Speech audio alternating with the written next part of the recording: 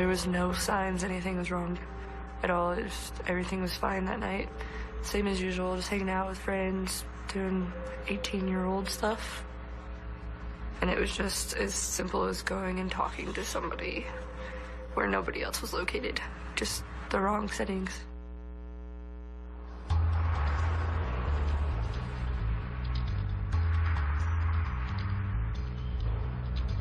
So we're working on an acquaintance rape this time.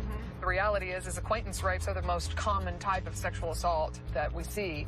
It's really an epidemic, honestly, with campus rapes and date rape. Acquaintance rapes, where the victim knows their assailant, account for approximately 82% of rapes. Like all rapes, less than a third of them get reported. And unfortunately, even fewer get prosecuted. With acquaintance rapes, you're almost guaranteed that the defense is going to claim consent. And the DNA will sort of be a wash in that he admits they had sex. Right. He's just going to say that she consented to doing so. Right. We're going to need to piece together witnesses and evidence. It's really going to be building a circumstantial case that we can present to the DA here.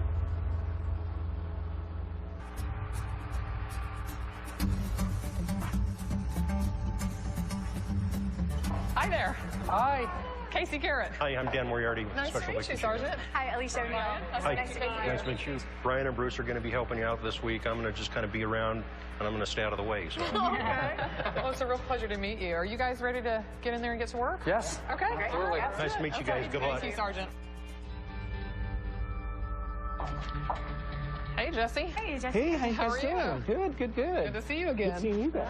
We're excited to be working with Jesse Alvarado again, whose vast experience in sex crimes investigations will really help on an acquaintance rape case like this one. Brian Holdaway. Brian, it's a pleasure. Pleasure meeting you. Bruce Huntington. Bruce? Jesse. We're looking forward to working with detectives Brian Holdaway and Bruce Huntington, who've been really striving to solve these crimes. And you guys recently really made a big push towards clearing up the backlog of sexual assault kits that you had, right? Correct. We went through all of our old sexual assault kits and got them sent to the crime lab to be tested and put on CODIS.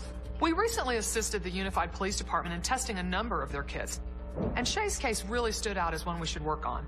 Acquaintance rape cases are always very challenging for the prosecution. Alicia and I are hoping that our expertise as former prosecutors may help these detectives solve this case. You want to give us the rundown on Shay's case? Yeah, so she basically went to the smoke shop. She was employed there. Can somebody explain to me what the benefit of hookah is? Like, what do people get high, or is it just like you don't get high. You don't get high. No, it's like tobacco. Somebody sounds like she knows. I've smoked hookah before. It's not illegal. It just sounds illegal. Is that weird? No, I know. We're just messing with you. It's like a social thing where you just sit around and they play loud music. Well, let me just go on the record by saying that Alicia's way hipper than me, as evidenced by this conversation. All right, so let's step up on the whiteboard so we can refer to it while we're here all week. Is she 21 now? She's 21 now. So She was 18. She would have been, yeah. 18 years old at the time of the offense? She was young. So at first, the detective that was handling it did meet with a little bit of resistance from her, right? There's a lot of drama and sorrow and tragedy in the house already. She just didn't want to add to it. Hi, Shaylin. I noticed in the report that you told the initial officer you didn't want to pursue charges. And I'm just calling to talk to you about that and find out if that is still the case. I haven't really decided yet. My dad, he has cancer, and I'm not letting him know. Okay. I'm still debating. Back then, Shay did not want to move forward with the prosecution of her case because her dad was suffering through a fight with cancer, and she really did not want to upset him. Obviously, that meant that the investigation stopped as well. But now that Shay's ready to move forward, the UPD is excited to work on her case. So is your plan then to do sort of a full forensic interview with her? Yes. Okay. Yes. All right, just go ahead and have a seat on that right side. Can you tell me why you're here today? My gang rape situation back in 2012. Okay. I worked at Chiefs Took Around.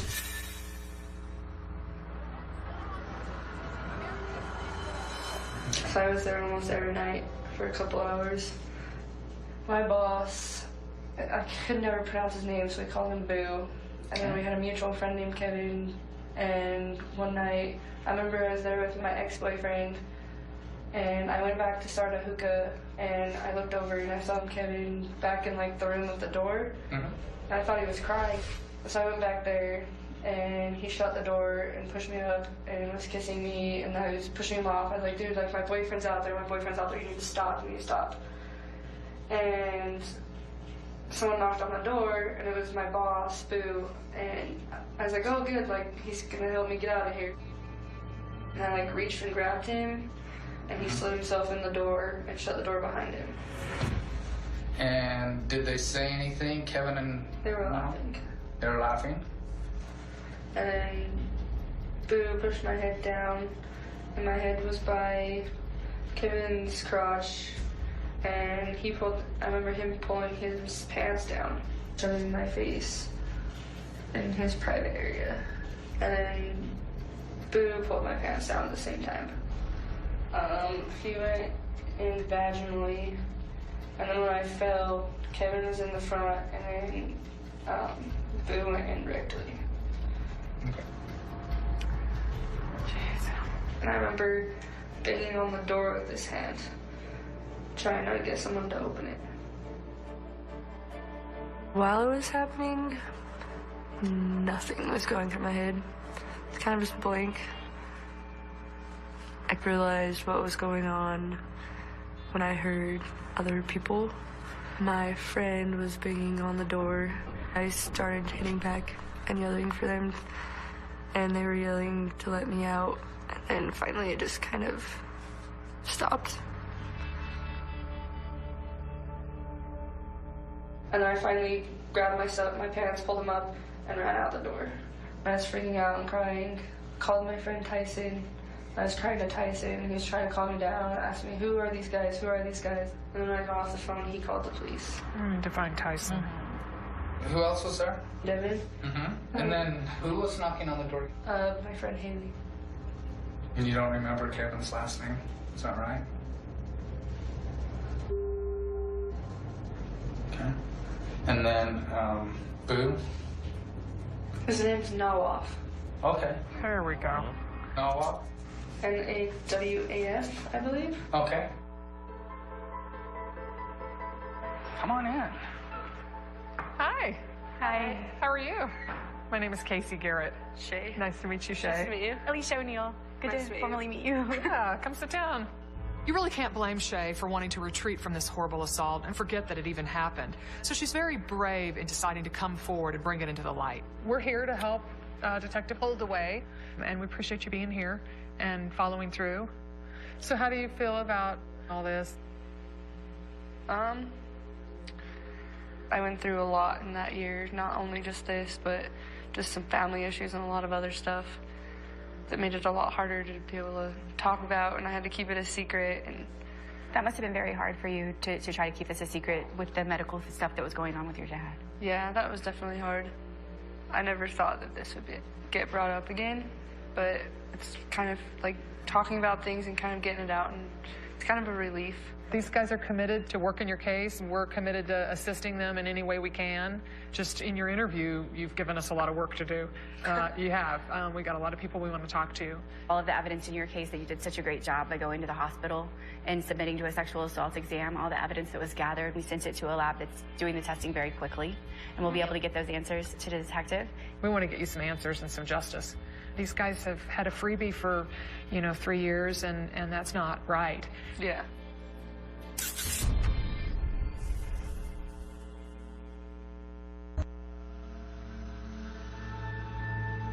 It makes it easier in the short term not to deal with it, but long term, not getting it out and not doing anything about it, you're only gonna hurt yourself more. Like, when you're alone at night, and you have nobody to talk to, it all just comes out.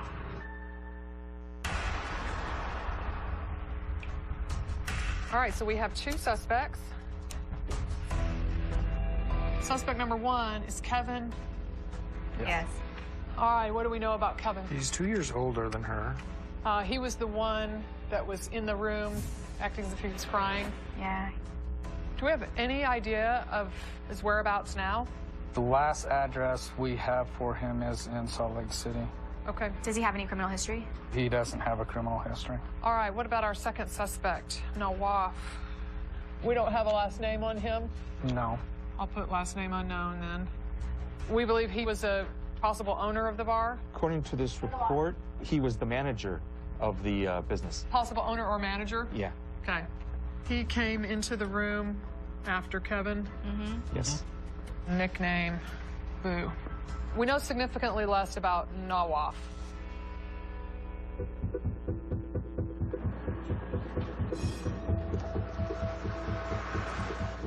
It's so important to get out to the crime scene, especially in a case like Shay's case. It will get us such a better idea what the dimensions of the room are by actually being there. The police are working to track our suspects, so we're going to go ahead and visit the crime scene, which in this case is just a regular hangout where Shay always felt safe. All right, so this is the shop portion. And The hallway. so here's a bathroom to the left. The hookah lounge is back there. And then the closet's going to be to the left here. Yep. Okay. So this is going to be our crime scene. Oh, my goodness. Oh, wow. This is This tiny. is tiny. Good Casey, Lord. if you step in, like, and I step in, it's legitimately nobody else can fit in here and close the door. Wow. Come back in here and participate in this. Okay. Please. I mean, to get three of us back here is... And if you close the door. And you can see why Shay said Nawaf had to slide in because he had to make it around this. Yeah, he opens the door and she's slides thinking in. help. Help, right. And that would explain bruising because, I mean, you would hit something in here. And I mean, look at this floor. This is, I mean, not a place you would have sex. Of course not. After actually being inside of that closet, it's ridiculous to think that anyone would choose that as a place to have sex. And then the whole back of this is cinder block, so you couldn't hear through it. Right, and then the lounge is right here. And if there was music playing in here, there's no way that they would hear her banging on the door. Even though the closet is technically close to the hookah lounge, it's a world apart when you think about the loud music and all the partying going on. That's definitely something you want the jury to see. Unified Police Department has made some progress on our suspects and has developed a last name for our suspect, Nawaf. Here's the 2012 picture of him. Do you guys feel comfortable putting his last name up there then? Do we feel like that's the right Nawaf? Yes. And we have some preliminary results on Shay's rape kit back from the lab. Looks like we have a small amount of DNA. So our vaginal swab is going to be insufficient male DNA, but the cervical swab has a mixture of YSTR DNA profile, so we're going to be able to make comparisons. Their DNA can always serve as corroboration of a victim's account. In this case, the results won't necessarily be the kind of smoking gun evidence you get in a stranger rape. You know, if their DNA's there, they're going to claim it was consensual, which is all the more reason why we need to get a hold of our suspects as soon as possible. Even in an acquaintance case where your victim knows the suspects, we want Shay to identify the attackers for us because it helps us to get a warrant for their buccal swabs, which we can then compare to the DNA found in her rape kit. How are you? Good, how are you? Good. Good to see you again. So I'm going to show you a group of photographs. Just take your time, look at the photos, and if you see anyone that, you know, you recognize or think may or may not be an individual that was involved, let me know. That looks like him, but I can't 100% say I'm sure. So that's who you know to be Kevin? Yeah. So the same thing applies to this group of photos, okay? That was Nawaf. This is Nawaf? Looks just like him. Though Shay was a bit nervous and probably intimidated by the process, she was able to pick out her assailants from the photo lineup. We went from not having a clue who Nawaf was to... Now we know. Now we know. Picture identification. Yeah, that was strong. We're ready for a search warrant. Police reached out to our suspect, Kevin, and he's agreed to come in and talk. Go ahead and have a seat right there. This gentleman's helping me. Hey there, Jess Alvarado. I'm giving him a hand on this case that he's working on. Kevin is here voluntarily, and even though he can leave anytime he wants, we're hoping to get some answers. I have a case on a shop that was up in the Mill Creek area. Did you ever visit a shop up there? I did, and I know exactly where you're coming from. I know exactly who it is. You know, I'm gonna be honest, I'm not gonna lie about anything, so. I knew he was gonna be a talker. I used to go over there, smoke hookah. I mean, I'd go every day. One night, we were drinking. Well, everyone was drinking. And then Shay kind of, you know. Yeah, tell me a little bit more about, kind of stuff.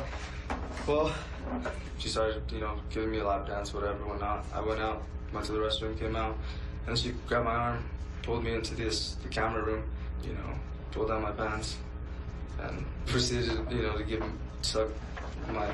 Okay. And then we locked the door, but Nawaf, he was knocking. He's like, hey, who's in there? And then Shay opened the door. She pulled him in and then started getting on him, you know, pulling down his pants. She pulls hers down, you know, he bends her over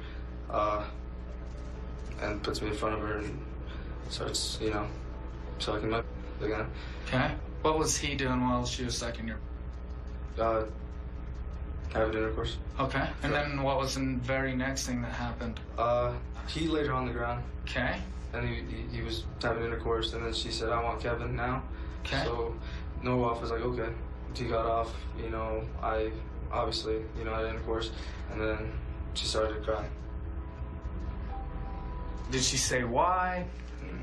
Okay. She just started to cry, got up, said, I'm sorry, you know, pulled her pants up, walked out, went outside. Was somebody banging on the door when you guys were having sex? I don't know. There was somebody banging on the door. Wasn't there? I honestly don't know. Okay. You know, a lot of times when people have been drinking, they misinterpret what people are saying, what they want to do. Yeah. Any chance you could have misinterpreted what Shay may have wanted or... I mean, honestly, I doubt it. Just because of the fact that she was the one pulling that pants down. You know, it's kind of... We just need to know the truth. That is the truth. Kevin's story about consensual sex is frankly exactly what we expected to hear from him. Luckily, Kevin's confidence has made him pretty talkative about the event, so hopefully we can give him an opportunity to keep talking. Would you be willing to take a polygraph? Yes.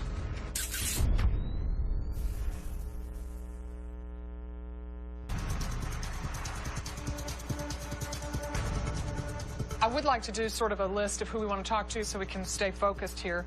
As we've seen in a lot of high-profile acquaintance rape cases, the victim's credibility is really at issue and can be attacked by the defense. We can expect that a lot is going to ride on Shay's credibility. So what we want to do is corroborate her account through witness testimony. Her friend that was at the hookah lounge is Haley. I would say Devin. Okay. Who's present at the hookah lounge as well. Tyson was the friend that she called. Who called the police. So he'll be important to talk to. All right, so that gives us a lot of work to do. All right, calling Haley.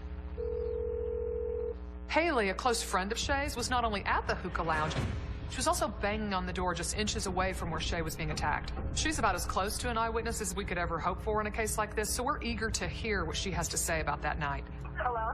Hi, is Haley there? This is her. It's Detective Holdaway with Unified Police. I have an old case that I'm working. It's regarding Shay at a smoke shop. Does that sound familiar at all? She hung up on me. She hung up on you? Let's stinker. Maybe Haley's just a little squirrely with, you know, The talking on the police. phone to the police or something. Yeah. I appreciate you coming down on such a short notice. While we continue to look for Haley, there's also other witnesses that Shay saw shortly after the attack that we want to talk to. The hope is they can attest to her condition after the attack and what she told them at the time. A friend of hers, Devin, was also at the hookah lounge that night. We were just all hanging out and she disappeared for about an hour. And when she came back, she was crying, she was hysterical. She was saying, we have to go, we have to go. They raped me, they did horrible things to me. And I told her to call the police and she wouldn't call the police. And I asked her, do I need to take you to the hospital? And she said no. And then... You drive her? Is that right? Where did you drop her off? Her car. Once she left the lounge, Shay first called a coworker named Tyson. I remember her being upset. And then she said she had been raped. I don't remember the name. I don't really remember much more of the phone call other than I hung up, turned around, and made a phone call to the police. This is Gary Evans. Hey, Officer Evans. Officer Evans responded to Tyson's call and met with Shay shortly after the attack. She didn't want to be right in front of her house, so I met her down the street a little bit. Okay. Did Shay in any way exhibit any signs of intoxication when you were visiting with her? No, I didn't smell any alcohol or any of the visual clues, glossy bloodshot eyes, Nothing anything like that. No. Okay. She seemed to completely have her wits about her. Yeah. She was very sad. You know, she wouldn't really look me in the eye when she was talking. Her head was down. You know, she was pretty nervous and I would say embarrassed or ashamed about what happened. Sure. She just wanted to report it and not go any further than that. You know, as a police officer, it's frustrating that your job is you want to catch the bad guys, and then something like this, and they say they don't want to do anything, it's like they're going to get away with with what they did, and to me that's unacceptable. Well, you did a great thing that night. You convinced her to go have the rape kit done, and she did. And now she's cooperative. She's ready to go forward against these guys. A little bit older now and probably in a little bit safer place, you know, emotionally and that kind of thing. I hope so. Officer Evans showed great compassion and consideration for Shay and was really instrumental in encouraging her to go to the hospital to preserve that important evidence. She did stop at home first, though, to talk to her mother. I was asleep and she just came in and she rubbed my arm. I'm like, what? And she goes, Mom, I need to talk to you. And I'm like, well, give me a minute. And she just started bawling. Mom, they raped me, I need you.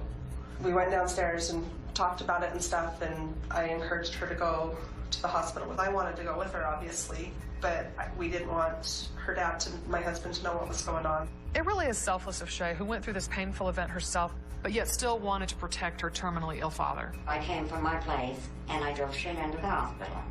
Okay. And she didn't say much at all. She seemed more in shock. I know what it's like. I've been raped before, and it's just kind of like, you know, you just kind of freeze. And that's what it seemed like to me. To hear Shay's grandmother so casually mention her own rape is really quite shocking. Sadly, it just brings home the statistic that 1 in 6 American women suffer a rape or an attempted rape in their lifetime.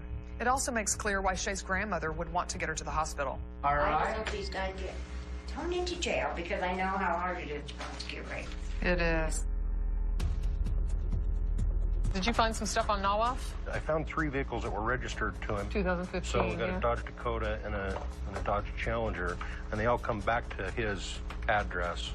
Also, he has a $5,000 warrant out for him for POCS. Nawaf's arrest warrant for POCS, or possession of a controlled substance, gives the police an opportunity to pick him up and talk to him. Is that a misdemeanor? It would be a felony. Felony? That would Okay. have been a felony, yeah. I think we should go to all those addresses. Let's see if we can find those vehicles there. We just want to pick him up on the warrant now. We're not going to pick him up on charges. No, we're going to pick him up on the warrant for right now. Sounds like a great plan. I'm going to go do some surveillance real fast. Okay. See what we can come up with before we go. Thank you, Dan. Okay. That's awesome.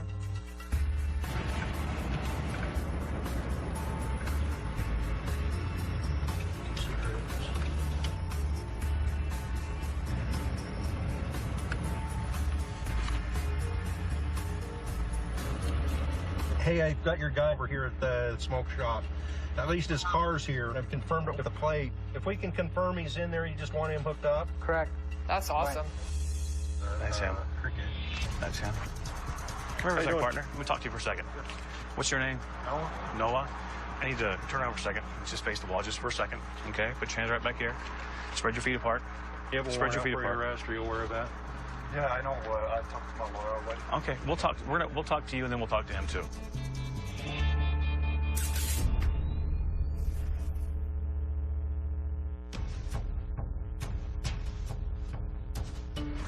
Just face that wall just for a second right there. Unified Police Department has found Nawaf, one of the suspects in Shay's rape, and arrested him on an open warrant. That gives us a chance to talk to him without putting him on the defensive about this alleged sexual assault. Go ahead and have a seat. Hopefully we can get him to tell us the truth about what happened that night. Did you ever work at a smoke shop? I don't. I used to work before when I first came here to the United States. So like, I think chief or chiefs. There you go. There you go. Younger crowd? Older crowd? It's like from like 19 years old to 25. We get kind of rowdy. Yeah. Does it? What about the girls? The girls? There must have been a few girls at the hookah lounge, huh? Oh yeah, they used to come. A lot of girls there. You had to have some girls working for you. Because every business has to have girls working. Yeah. You know, that's the thing. If you don't have women working at your place, you're never going to sell. Yeah, that's right. So you must have had a couple working there? I don't. No? How about girls helping? Like, boys? Never? Yeah, they don't like helping me and stuff. Cause like I don't really talk to girls. So I don't like making them friends and stuff. So drama. I stay away from them. Okay. He's getting nervous. You don't have any girls working there, huh? I don't. Wow. That's interesting. His attitude just changed big time. We're looking at a case where a young lady was there and got to an argument with someone, and this individual worked at the hookah lounge. I never remember anything happening. Never? Okay. What if I told you that we showed her photographs of everybody that worked there because we kind of knew that you worked there? She said you were the one that she had to argue with. Can I get water? Sure, no, please. It's there for you. Like what I told you, I never talked to her, so. Do you remember somebody named Kevin? Kevin? He used to come there with his girlfriend. Oh, okay. And did he ever have problems there at the place? I don't know. He never had problems. You never had problems with him? Yeah, he's like a good kid. I just want to like kind of question, like why am I here? When questioned about women and Kevin, Nawaf became very nervous and stopped talking. But the investigators have a warrant to get his DNA. If Nawaf says he never had any kind of contact with Shay, and then we get a match to his DNA in her rape kit, that'll be very damaging to his story. And Nawaf isn't going anywhere for now because they can hold him on his possession charge.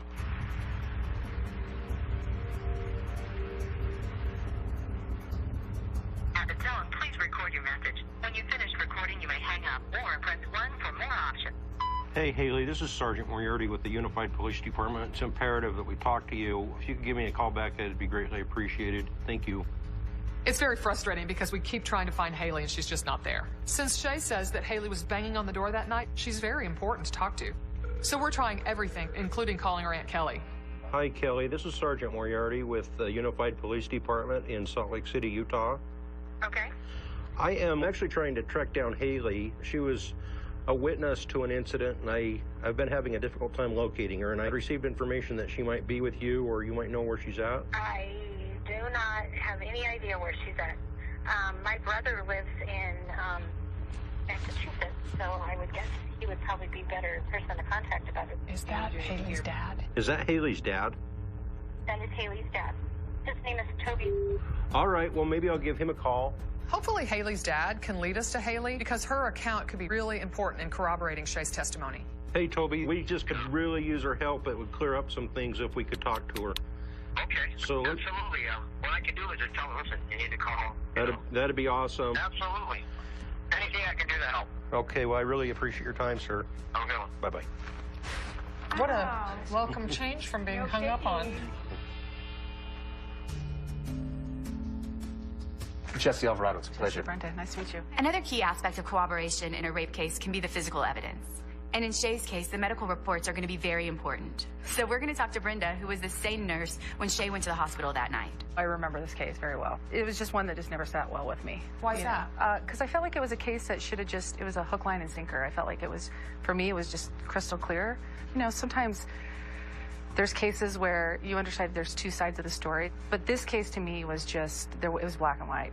Why? Because of how clear she was, the type of injury she had, the story. She had multiple bodily injuries, and she was in a lot of pain. She had an L-shaped abrasion on both of her hips.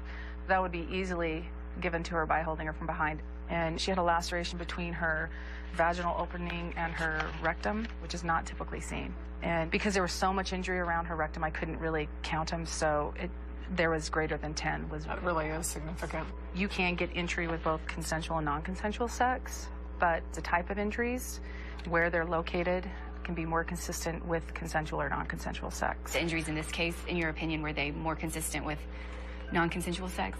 Yes, especially the rectal injuries. Brenda's medical report shows what Shay went through that night, really making the defense of consent a lot less believable. So overall, the injuries that you noted would be consistent with what she told you? Yes, very consistent.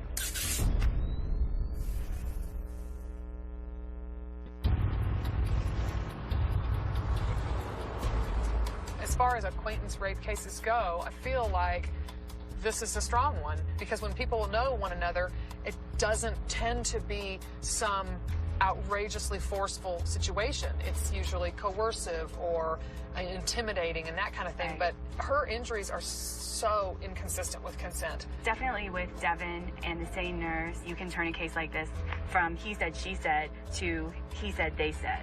Right. The witness accounts of everyone that we've spoken to so far and the medical evidence really support Shay's case. But in the end, it just comes down to what a jury's going to believe. You know, it's so funny because, you know, Nawaf, deny, deny, deny. But then Kevin comes in and says consensual sex. And frankly, that's the best possible defense. When Kevin first spoke to the police and claimed consent, everybody felt like it would be good to have another opportunity to talk to him. Would you be willing to take a polygraph? Yes. I don't want anybody thinking that polygraphs are evidence or definitive or admissible in court or anything like that. They just aren't. You know, you can hide behind a lie for a certain amount of time, but the more and more that you talk about that lie, it starts to change, and more information comes out. Kevin's now coming in to take a polygraph. Have a seat right here. The actual polygraph test is a very long and grueling process, which consists of a series of repeated questions. You know, the reality is, he would ought to believe some of that is true. And he may completely believe it's true. Yeah. Yes, it'll be interesting. More important than the test itself, it gives the detectives an additional interview to test the subject's story. You told him some stuff you never told us. And potentially reveal new details. He started saying that her friend was banging on the door. This is why a polygraph can be a very useful tool. In this interview, contrary to his prior interview, Kevin admits to someone banging on the door and admits that the story could be different from what he was first telling us. So between that and what Devin saw when Shay ran out, crying and saying, that he raped her, this is a good case for this prosecutor.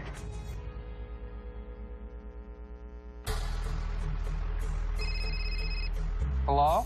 Haley? Can you hold on just 1 second?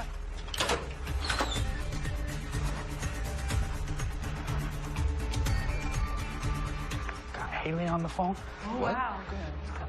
According to Shay, Haley was right outside the door on the night of the attack, and her memory could be key to Shay's case. And even though it seemed like she became anxious or confused by calls from the police, we're glad that she's willing to talk to us now. So, I've interviewed a few people about that smoke shop, and they were talking to me about that it was a hookah lounge, but really it was also like a party spot where people would be drinking and dancing. Yeah. Okay. What about lap dancing? Were people giving people lap dances? I'm not sure about that. You didn't see that happening that night? And then, when did you notice Shay was missing? We were sitting down smoking hookah when the guy told her to come here to help him. And I was sitting right there. And then, like, 5 minutes and she wasn't back, I just walked over there and then I knocked on the door to see if they were in there. And then that's when she was like, help me. Okay. You know when someone's like crying, they said something? Uh-huh. She said it like that. So I knew like something was wrong. Okay. I tried opening the door and it was locked and I was sitting there banging on the door. And then one of his like friends came around by me, then that guy opened the door and we tried to get her out and I tried to get in and then they were too strong. Okay. So they weren't letting you into the room? No. Okay. Not at all.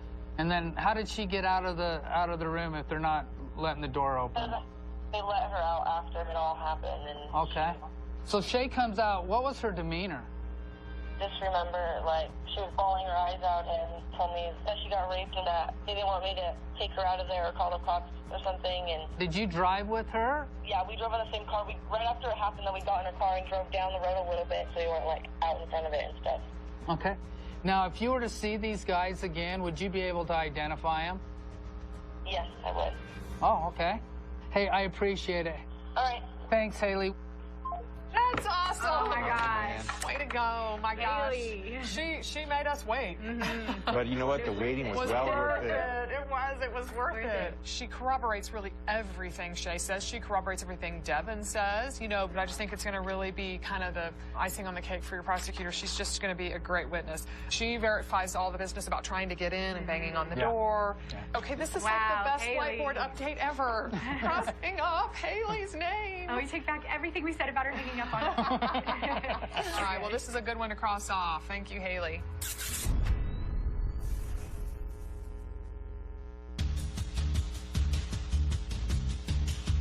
We worked hard this week to thoroughly investigate every aspect of Shay's case. This is an acquaintance of sexual assault, and I don't think I've ever had a case where I had this much evidence. Shay's testimony, along with the many witnesses' clear memories of that night, Nawaf's denials, the fact that Kevin's story changed between interviews, the striking medical evidence, and the final DNA results. We were able to include both Nawaf and Kevin as contributors to the mixture on the perianal swabs. Awesome. All add up to a compelling case for Brian to take to his DA.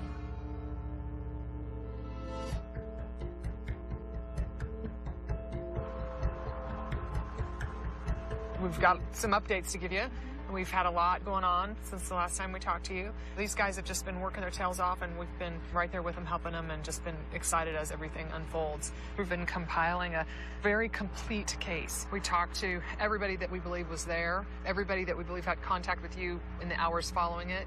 We left no stone unturned, I feel. And then today, Brian, yeah, go to the DA? I went to the DA today and presented the case. She's gonna go over the reports and the video, and hopefully within a week or two, we'll have a conclusion to the filing of the case. Holy crap.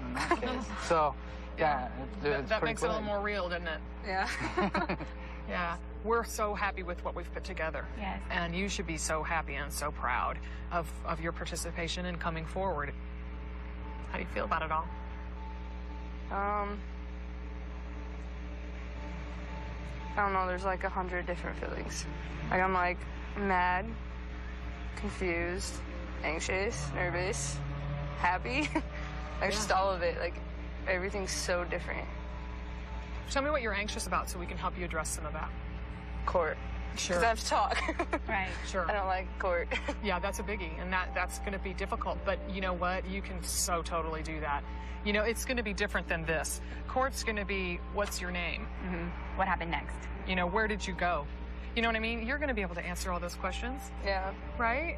You're going to be fine. I'll be in the room. The prosecutor's in the room. So, yeah. Yeah.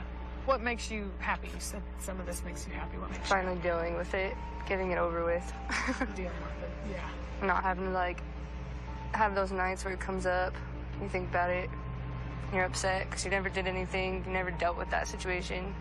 Now it's like finally just coming out, getting dealt with, and I can move on with my life. Right. And that feels good. Yeah. It's an important step. It does. Well, and, you know, maybe somebody watching this who's scared to come forward or who's scared to go forward with their charges will see you and, you know, be inspired and know that you felt so good on the other side of it and happy that you did it. It's hard, but it's worth it. It feels good to move forward. Scary. Mixed emotions, for sure. Nothing that anyone ever wants to go through, but bad people don't deserve.